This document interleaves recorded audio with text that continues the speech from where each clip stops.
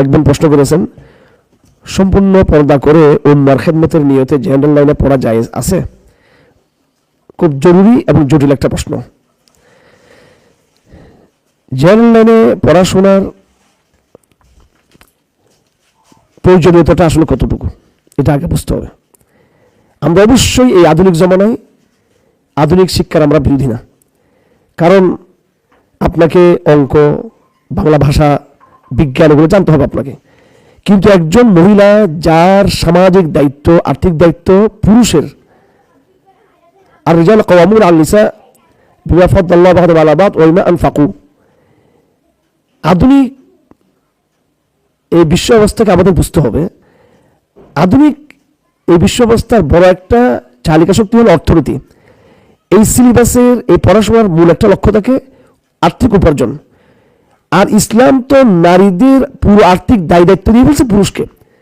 সুতরাং একজন পুরুষ যতটুকু উচ্চশিক্ষা গ্রহণ করবে, উচ্চশিক্ষা গ্রহণের যে প্রয়োজনীয়তাটা একজন পুরুষের ক্ষেত্রে প্রযোজ্য, যেহেতু তার আর্থিক দায় দায়িত্ব, তার সামাজিক, তার মা বাবার, তার সন্তানের, তার স্ত্রীর, অতটুকু দায়ভার, দায় দায়িত্ব, লাইবিলিটি একজন মেয়ের জন্য নাই।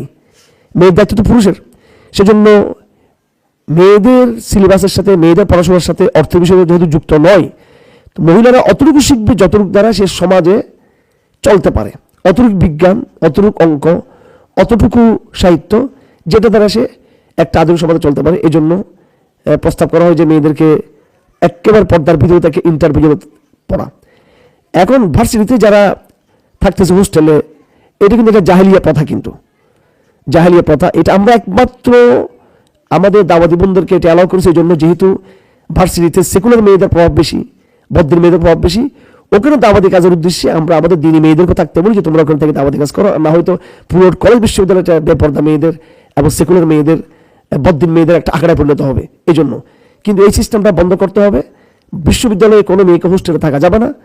এবং হ্যাঁ, কিছু বিষয় আছে, যেমন ডাক্তারি বিদ্যা, তারপরে এরকম মেয়েদের যে নার্সিংয়ের বিষয়গুলো আছে, তারপরে আইন শৃঙ্খলার ক্ষেত্রে কিছু অপারেশনে মেয়েদেরকে যুক্ত হতে হয়, কারণ একজন মেয়ে অপরাধীকে মেয়ে পুলিশ গিয়ে ধরবে, পুরুষ তো করতে পারবে না। এই জায়গায় এই শরীয়তের মানদণ্ড মেনে মাহরমকে সাথে নিয়ে ওই পড়ালেখাগুলো চালানো যাবে। বিশেষায়িত পড়া, যেগুলো মেয়েদের সাথে বিশেষায়িত, চিকিৎসার বিষয়, নিরাপত্তার বিষয়, আর অন্যান্য বিষয়গুলো, শিক্ষার বিষয়, শিক্ষার মধ্যে মেয়ে টিচাররা মেয়েদেরকে পড়াবে।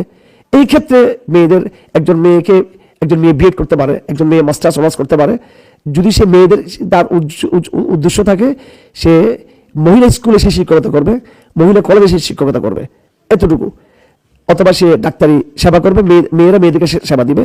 তো মেয়েদের বিশেষায়িত যে সেবাটা, ওই সেবার জন্য মেয়ে শিক্ষা নিতে পারে, পর্দা মেনটেন করে। বাকি যেভাবে গণহার যেটা শিক্ষা নেওয়া হচ্ছে একেবারে যে বর্তমান প্রচলিত, এটা কিন্তু জায়েজ নেই। এটা পর্দা করেও এটা না করা উত্তম। পর্দা করলে কি হবে, এখানে আপনার জন্য, আপনি এখন ধরেন আপনি বাংলা সাহিত্য নিয়ে মাস্টার্স করতেছেন, আপনি ওটা সাবজেক্ট, এটা করে আপনি কি করবেন? এটা করে আপনি কি, এটা করে আপনি মেয়েদেরকে আপনি টিচিং করাবেন, মেয়েদের জন্য আপনি নিরাপত্তার দায়িত্ব নেবেন?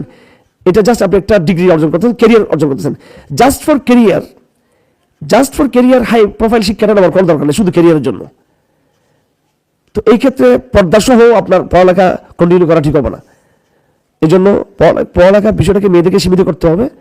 এই ইসলাম যেহেতু আর্থিক দায়িত্বটা নিয়ে ফেলছে মেয়েদের, তবে যতটুকু না ততটুকু, যেমন নাকি অন্তত ইন্টার লেভেল পর্যন্ত কমপক্ষে সেটা মাহরমকে সাথে নিয়ে মা বাবার সংস্পর্শে পরিপূর্ণ পর্দা মেনটেন করে, এবং ও আলেমদের সোহবত থেকে, নেককার মহিলা জমাত, নেককার সোহবতের থেকে তারা এটা কন্টিনিউ করতে পারেন।